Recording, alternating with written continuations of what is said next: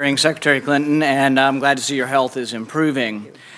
One of the things that disappointed me most about the original 9/11 was no one was fired. We spent trillions of dollars, but there were a lot of human errors. These are judgment errors, and the people who make judgment errors need to be replaced, fired, and no longer in a position of making these judgment calls. So we have a review board. Review board finds 64 different things that we could change. A lot of them are common sense and should be done, but the question is, it's a failure of leadership that they weren't done in advance, and 4 lives were cost because of this. I'm glad that you're accepting responsibility.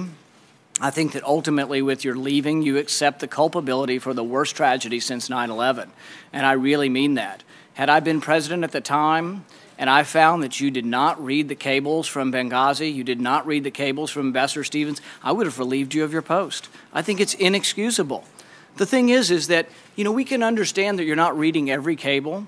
I can understand that maybe you're not aware of the cable from the ambassador in Vienna that asked for $100,000 for an electrical charging station.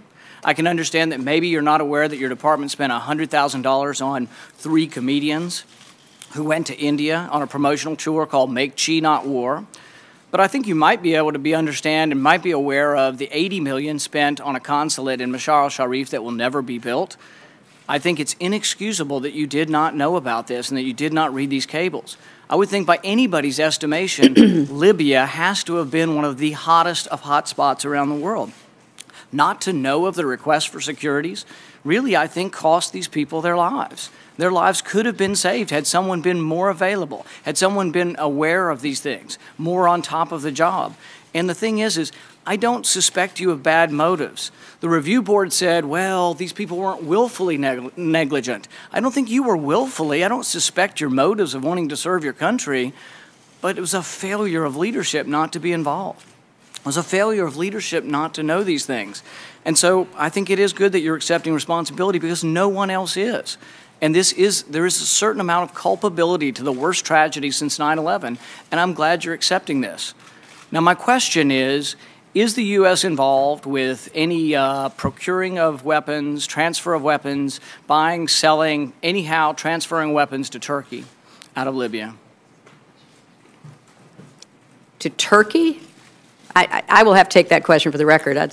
Nobody's ever raised that with me. It's been in news reports that ships have been leaving from Libya and that they may have weapons. And what I'd like to know is the annex that was close by, were they involved with procuring, buying, selling, obtaining weapons?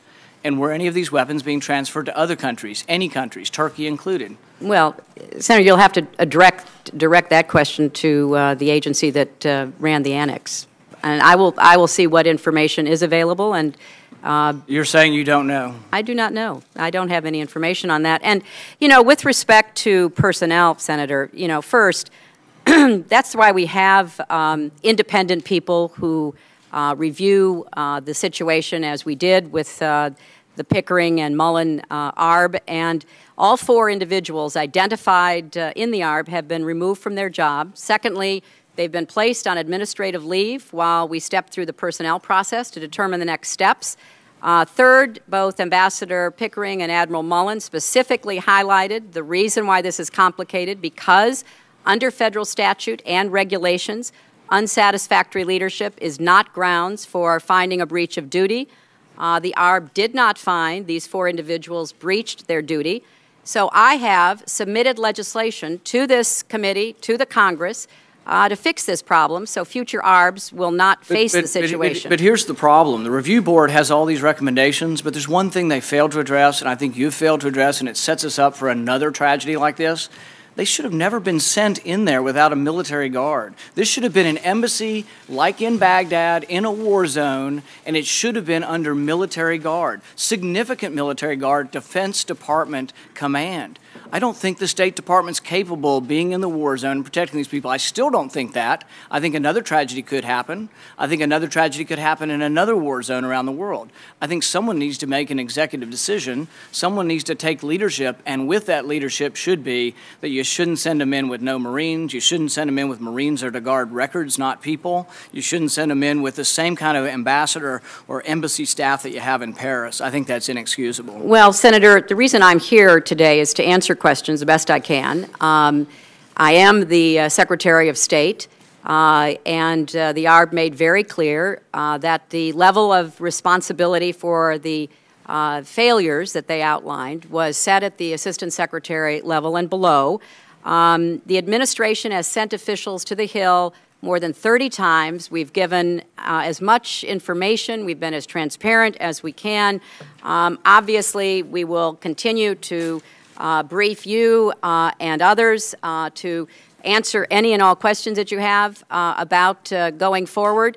The reason we put into effect an accountability review board is to take it out of the heat of politics and partisanship and accusations and to put it in the hands of people who have no stake in the outcome. The reason I said make it open, tell the world, is because I believe in transparency. I believe in taking responsibility, and I have done so. And I hope that we're going to be able to see a good working relationship between the State Department and the committee going forward.